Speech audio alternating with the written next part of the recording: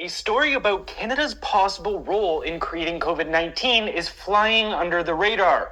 This should be sending shockwaves around the world. The Trudeau government was complicit in shipping deadly viruses to China's bioweapons labs, which may have cost millions of lives.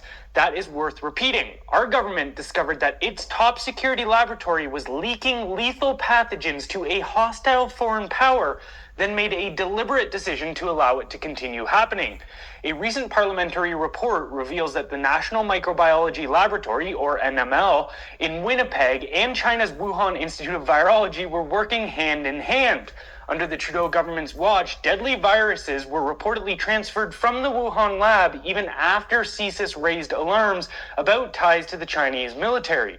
Instead of shutting down the lab, suspending personnel, or alerting the RCMP, the Trudeau administration stayed passive, effectively greenlighting further collaboration with agents of a state known for bioweapons research. SARS-CoV-2 samples found in Wuhan bear genetic markers of viruses sent from Winnipeg, implicating Canada in China's gain-of-function research.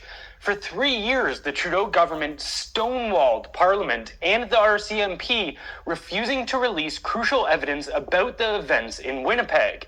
They even went so far as to sue Parliament to block an investigation, giving scientists involved ample time to return to China without facing questioning. These same scientists, now operating under new titles, continue their work in China, potentially advancing research that may have already led to a global catastrophe. To compound this, during the pandemic, the Trudeau government called a snap election, delaying the investigation further and allegedly providing political cover for Chinese interference in Canadian elections.